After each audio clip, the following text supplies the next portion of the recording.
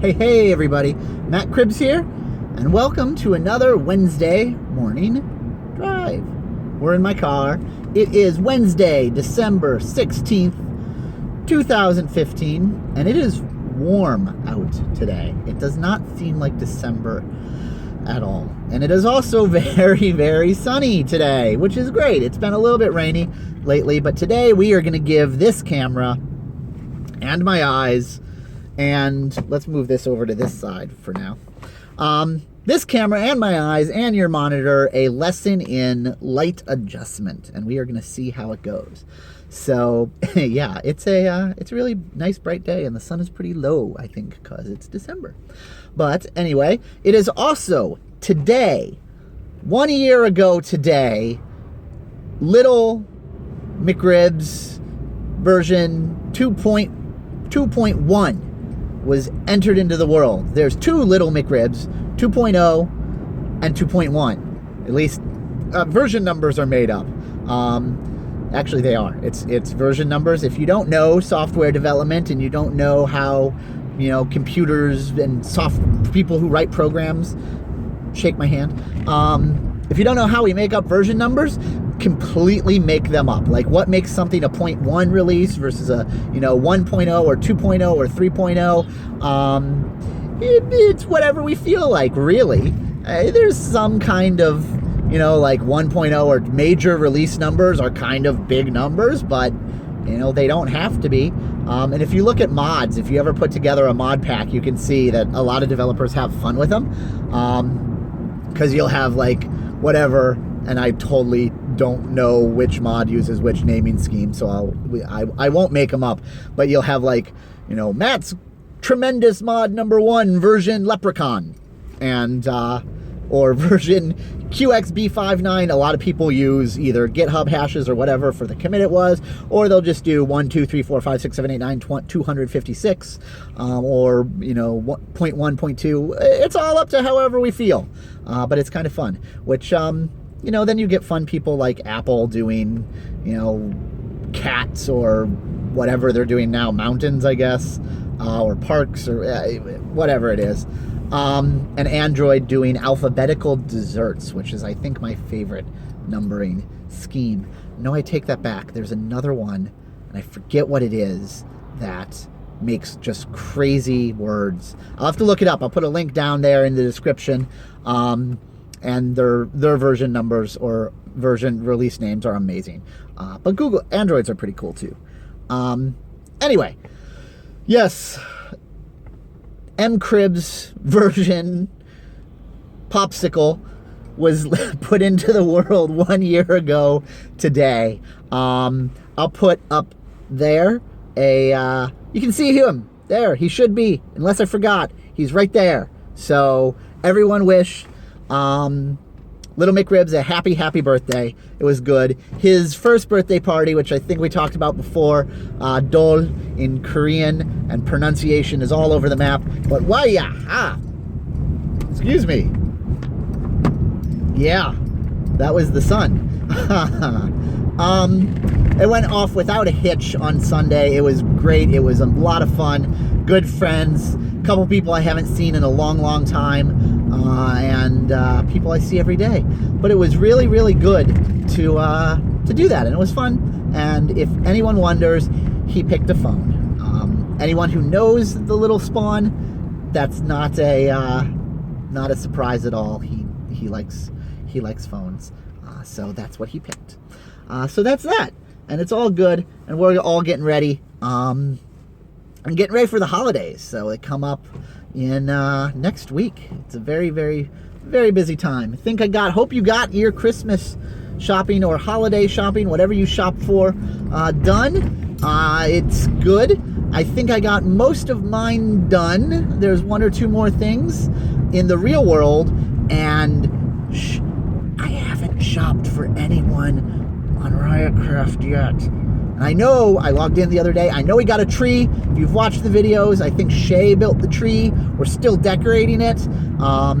Check out the videos, check out everyone. Go look at them down in the stream. They're amazing. There's good stuff going on. And we're going to get back on there and show what we got going for the holidays at least. So that's amazing. and I got to get a present for someone. I think I actually said that unless we do a Secret Santa, we're a failure, and I don't think we did a Secret Santa, so we are officially a failure. Sorry about that, guys, but it's the way it goes. So yeah, that's let's see, there was something I wanted to talk about as well, besides the birthday wishes, and for the life of me right now I started talking and it has escaped my mind. No, I remember.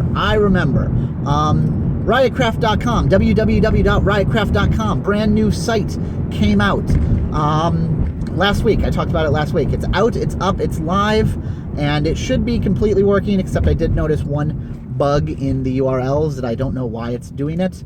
Instead of going to, whatever, you'll see. Hopefully it will be fixed before you can notice it. If you do notice it, put a comment down there and I'll say, you're right, I noticed that too. But a couple people asked me how it's done, what's the details, did it move servers, did it move hosts, where is it, and all that stuff. So I figured I'd give you a little bit of an overview. Excuse me, I'm going to have some coffee. A little bit of an overview of how everything is working. So yes, we did move hosts. We'll start from the metal up. We did move hosts. The previous Ryotcraft.com, and actually still a couple personal domains of mine because I haven't moved them over yet, we're on DreamHost. And DreamHost is one of the overselling hosting providers. And what I mean by that is they buy a whole bunch. They do a lot of other stuff. They have private servers. They have all of those. They're good. They're fine. I don't really have a problem with that. I've never used them for those services, so you know they're well respected. They've been around a while. They do a lot of good stuff, and I'm not going to disparage them for that. But the plan I was on was a shared hosting plan, and if you don't know how those work, basically what these hosts do, and it's the industry. It's not just DreamHost, so don't get me wrong because it sounds bad. But everyone does it. Is they buy a whole bunch of servers, they sign up a whole bunch of people, they put a bunch of people on a bunch of different servers, and they kind of just hope that everyone doesn't do a lot of busy stuff all at the same time, because if they did, or at least on the same server, if they did, they don't have enough hardware to support it. But they bank on the fact that most people don't, and so that's how they get away with buying and spending less money than they would theoretically need to host everyone that signs up for them. So it works, and it's going well, and I've been on them for years, and the reason I switched them, I've used a lot of different hosting providers over the years, but the reason I had selected DreamHost was they don't use cPanel. cPanel is the piece of software that web hosts use to let people configure their hosting, and DreamHost has their own web control panel that they use that is really nice, and it does things in ways that are a lot more user-friendly than cPanel. One, if you have ever bought a host with cPanel, it is perhaps usability by a drunk monkey. It is one of the worst programs to try and use. Things are just split up all over the place in largely nonsensical categorizations. It's really a nightmare to try and learn the software and learn where the different features and sets are, and it's really a horrible experience. And not only that, it makes assumptions about the way you want to do things that aren't the way I necessarily want to do it. For example, I have one account that I host multiple little tiny websites on, Ryotcraft, mcribs.net, a couple other ones that are just, very small, like a page or two, maybe a WordPress, on one or two of them. And, I do that. And DreamHost, the way I had it set up, I had a directory called sites, and I had, mcribs.net, ryotcraft.com, blah, blah, blah, blah, all the different hosting names, and I just say, this domain points to this directory, this points to this. cPanel doesn't work that way. You have to have a primary one on your account, and then you can create other add-on domains and point them to different directories, but it always creates a subdomain of your main directory. So I have just a dummy domain that I use for the hosting account, and then there's now ryotcraft.primarydomain.com, which should not exist. I don't want it to exist. It's useless. But in the cPanel world, it exists. So, you know, whatever. You do what you do, and it is what it is, and it stinks. But the host I'm on now is using cPanel, which is the one weakness, but there's other things that are better. So, or there's other reasons why I went there. I moved. The new one is SiteGround, and I chose them based on some, you know, you go to any of the, you know, Reddit hosting or any of the reviews things, and you'll get a whole bunch of information. Actually, unless you know what you're talking about, I would not suggest Reddit. The conversation in the hosting forum there is, if you're just looking for a basic host, they're going to talk about a lot of stuff that frankly you don't care about and confuse the issue. They tend to recommend virtual private servers and doing a lot of things yourself that if you just want to get a quick and dirty website up there, you don't need.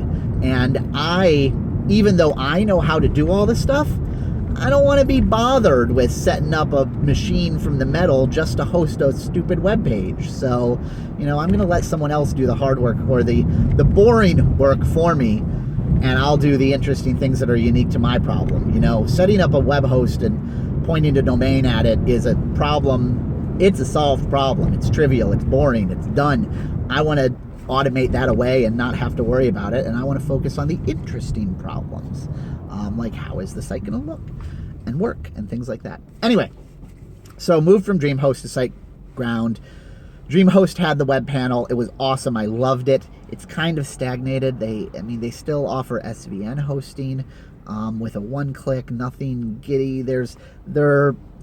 It's kind of showing its age. It just recently had a visual overhaul, is nice, but none of the functionality changed. And on top of that, they've been getting really, really, really slow, and it's kind of built up over the past, I think I noticed it maybe a year ago. And so, you know, it is what it is. And, you know, I'm just paying a trivial amount of money, so loyalty and all that, whatever. It's just a hosting provider. So I switched, and SiteGround much, much faster. They have a lot of cool things built into the cPanel if you can find them, with different caching options that they've built in. They have some Git integrations built in. They work really well. They, in theory, have a staging environment, so you can do a one-click clone of your current website and move it to another one and then sync things on. That appears to be broken for my site, so it doesn't work. I don't know why, but it sounds cool. If I can get it to work, I'll open up a ticket with them and see what happens. But yeah, that's that. So that's the hosting word, and it should be a lot faster. You should notice that at once. And not only is it just like caching, like static caching, like, you know, duplicate files and don't make server calls and stuff, but they got memcache, they got some CDN action going on. They got a lot of good things that should make the experience a lot faster. So yeah, that's that. Software-wise, it is built on WordPress. Ryotcraft is built on WordPress with a couple different, plugins to pull in the videos from YouTube to enable, just some different features, the iframing in of the previous season's maps, but pretty much a basic WordPress install with a theme. Previous theme, I forget where I got it from. The one I got is Xerif Lite, which is a free version of the Xerif Pro theme, which is pretty cool. And the nice thing about WordPress themes is it's kind of a market based on convenience. Like, people make and sell themes, and it's great, and they sell them to people that don't necessarily know coding, which is awesome. They're providing a service to the market, and they're giving really awesome, really customizable themes and doing the programming for you, and they make their business off of that, and go do it, buy it, use their stuff. But in the WordPress world, if you release software, of which a theme is one, you got to GPL it, you got to open source it, and people are allowed to make derivative works of your product, paid or not, or free or not. I was nice. I used the free theme and have modified it, ripped stuff out that I didn't want to use, and actually customized it by changing the code, which I know how to do because I'm a web developer. I am not the target audience for WordPress theme developers because I can do it myself. I just use their stuff as a baseline. I give them credit, and I'm giving them credit right now. Shout out, awesome people. If you want a theme, go look at the work they do. It's amazing. Go buy it. I'll put a link down there in the description as well. But just remember, if you are a developer in the WordPress world, you have full rights to do whatever you want with any of the software you've got. But, you know, support to your devs and do that. Just don't think, you know, remember you do have the freedom. That's why it's such a great and open platform and develops. And who knows, maybe someday you'll be making WordPress themes and selling them. Could happen. So yeah, it's on SiteGround. It's on WordPress. The other thing that happened was, so DreamHost gives you a lot more file space to store things than SiteGround does. And I was storing the maps, the season 1 and 2 of vanilla Ryotcraft map downloads on the host, as well as the overviewer ones, the little Google Map things that you can scroll around and look at what we did. And those are big. I mean, those are multiple gigabytes each. And SiteGround, I think I only get 30 gig or something, and yep, filled it up. Did not work. So I had to come up with another way to host that. So I put a little bit of S3, Amazon S3 action on there, and I'm hosting static assets on S3. One, it's fast because it's the Amazon S3 infrastructure, the Amazon cloud infrastructure, and it's used by so many people. If you ever hear Amazon goes down, pretty much that means don't use the net today because everything's going to be down. Not everything, but a lot of people just use Amazon. So yeah, I'm using Amazon S3, so it'll be faster. I get a lot of storage for super cheap because of the way they charge, and that's awesome. It's a good solution for it. The downside is with overviewer maps and the way they're stored, S3 is just file storage. It has no computing power behind it. It can say, here is a file, it is on a disk. It's like a disk drive with no processor hooked up to it. You can get files on and out, in and out, but you can't do anything to them. So overviewer maps are stored in a very branchy directory structure. They have, like, under the lighting renders, they'll have a directory called 0, and then a directory called 0, and it'll be like 0, 1, 2, 3. And so you'll have directories that are like 0, 1, 1, 0, 2, 2, 1, 0, 3, 123.png or .jpg, and that's their files. And they're little tiny files in a whole bunch of bushy directory trees, which is good for how it works. Bad for transfer, because when you're transferring files over, sending one big file opens the connection once, sends it over, and then closes the connection, you're done. Even if not opening and closing connections, but anytime you send a file over the internet, there's a little bit of overhead. So it has to say, hey, here's a new file. Okay, here's the file. Okay, you got the file. And that's how it works. So if it's a big file, you do that little hey, and it just sends. If you do that with a whole bunch, and I think the season 2 map had like 800 and something thousand files, all those little communication bits that are flying over start taking a lot of extra time. So it was kind of a pain in the butt to sync or to get all those files up onto S3, whereas if it was like a traditional disk space on a computer, you'd transfer it all over in a zip file, get it on there, and then unzip it locally, and you'd be done. But yeah, no, S3, not so much. So what I ended up doing was just basically making, using little S3 command line tools to basically do a sync that would put the files up there via a little more efficient protocol, and also identify if one out of 800 and some thousand files had an error. It would still get it would retry and get to the right place. Because you can imagine trying to transfer that over like CyberDuck or you know, FileZilla or something like that. Not so great with the error handling and transferring that many files. So anyway, it's up. It should be up and running, minus the one bug I need to look at some point today. And yeah, I hope you enjoy the new Ryotcraft.com.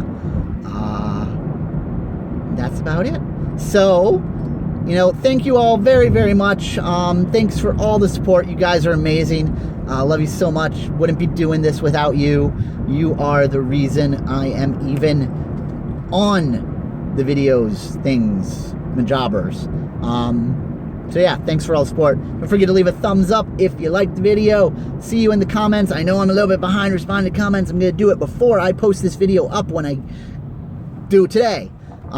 So why did I even say it? Because the time we watch this video, I'll have commented. Anyway, see you later, everyone. Bye.